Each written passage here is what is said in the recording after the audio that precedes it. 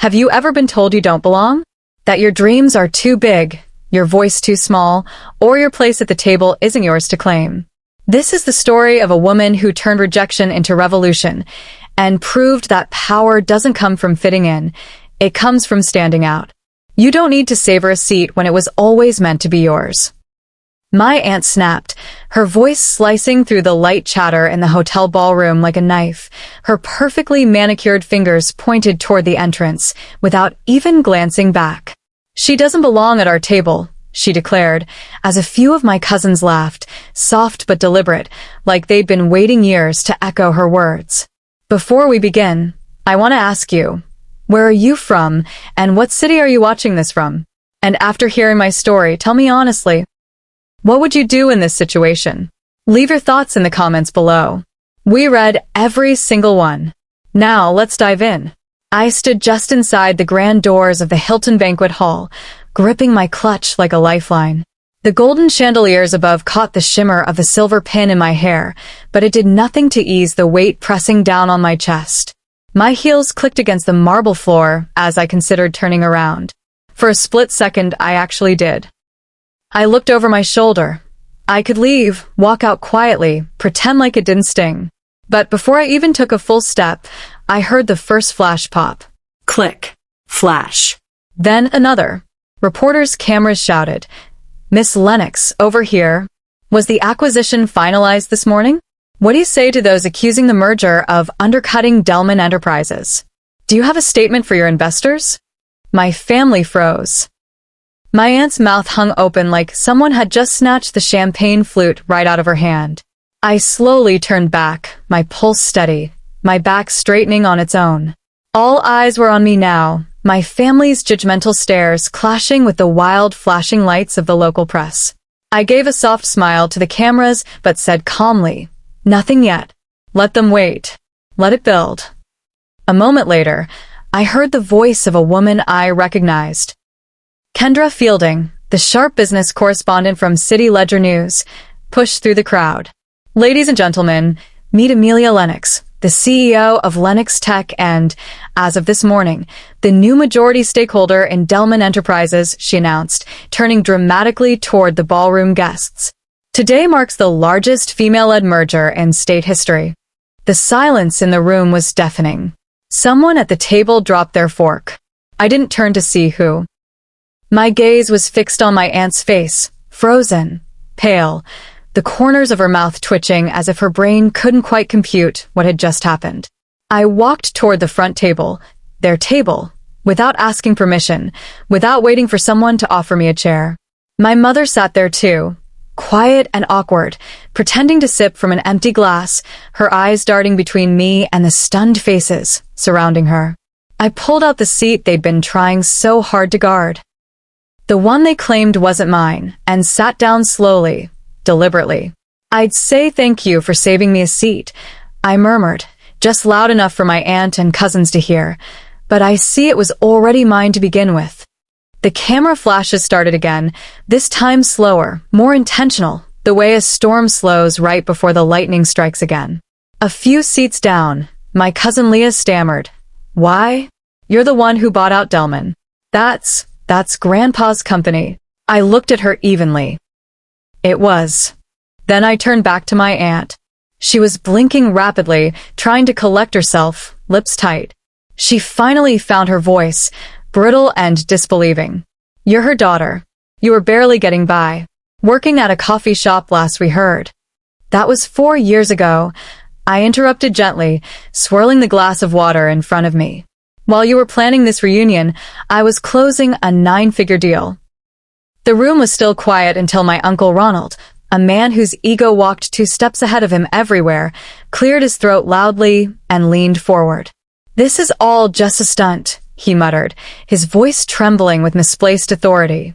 "You don't even belong in the industry. You never went to Wharton like the rest of us. You were what? A high school dropout with a website." I met his stare without flinching. "You're right. I never went to Wharton, but I hired 2 of your Wharton classmates last year. They work in my New York office. Want me to say hi for you?" His face flushed dark red. I wasn't done. I was told for years that I wasn't good enough, not smart enough, not like the rest of the Lennox family. And I believed it, until the day I realized my strength wasn't in fitting in. It was in walking away. A hushed murmur rippled through the guests who'd stopped mid-bite to watch everything unfold. "You all laughed when I failed," I said louder now. "You said I was chasing nothing, that I embarrassed this family, that no one would ever take me seriously." I stood up slowly, glass still in hand. "But today you're sitting at my table. And whether you like it or not, this family has a new head now." And then, with every camera still pointed at me, I raised the glass to starting over. The clinks were slow, hesitant, but they came even from some of the cousins who once joined in mocking me. And my aunt, she didn't touch her glass at all. She just stared, still frozen, the look of power slipping from her fingers like sand she couldn't clutch anymore. That was the moment I knew this wasn't just a reunion anymore. This was my arrival. As the cameras faded, the silence at the table lingered like smog. My Aunt Vivian Lennox finally moved, but only to adjust her pearl necklace. The one she'd inherited from Grandma before she had the nerve to tell the rest of us it was too delicate for a girl like Amelia. Her hands were trembling. "Good." Across the room, people had started whispering. Distant relatives and old family friends watched closely now, some with surprise, others with shame, all with interest. "By the way," I added, "I bought this hotel last month." They blinked. "I wasn't going to say anything," I said, running my fingers across the edge of a tablecloth. "But then again, it seems some of you still don't recognize who I am. So let me spell it out." I lifted my hand and motioned to the head waiter. He walked over briskly. "Yes, Miss Lennox?" "Clear table 7 after dessert," I said calmly. "They're done here." The color drained from Vivian's face. "You can't do that," she hissed. I stood tall, shoulders squared. "I just did." They didn't move immediately, but the servers were already coming, quiet, polished, unbothered. My family finally rose one by one like children being dismissed from class. They moved stiffly, humiliated, gathering their things while pretending not to care.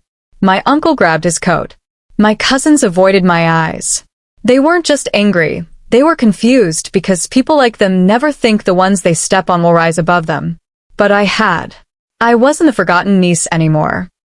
I was the storm they didn't see coming. As they walked off, I sat again, poised, unshaken. Kendra Fielding passed by on her way out, raising her phone like a toast. "That was gold, Amelia. Pure gold. The public is going to eat this up." I didn't smile because this wasn't about headlines, it was about healing. And I hadn't even started. That night, I visited Mrs. Thompson, my high school business teacher, who had once been the only person to believe in me. Sitting on her couch, sipping warm tea, I felt seen for the first time in years. Not as a failure, not as an outsider, but simply as me. The next day, when accusations surfaced claiming I manipulated my way to success, I faced them head-on, armed with transparency and proof. Standing in front of cameras at Lennox HQ, I dismantled their lies with documented evidence and unwavering confidence. "Success doesn't require permission," I said, walking off stage with my head high. Back in my office, my mother visited unexpectedly, apologizing for staying silent during the years they treated me poorly. Though forgiveness wasn't immediate, her acknowledgement mattered. The following weekend, I opened a community tech hub, a project I'd secretly funded for 2 years for kids like me who started at zero. As I cut the ribbon, an 11-year-old girl named Holly handed me a drawing of a woman standing on a mountain, holding a flag that said, "Never quit." That moment meant more than any boardroom victory ever could. Later, at my grandfather's old house, I confronted Matthew, the cousin who betrayed me during the scandal. "You sold your name to the same people who spat on me for years," I told him. "But if you ever want to build something real without hiding behind titles, you know where to find me." I left not to prove anything, but because my silence hurt more than my rage. Back in my penthouse overlooking the city, surrounded by achievements and opportunities, I realized something profound. For the first time in my life, I wasn't waiting for their approval or chasing their apology.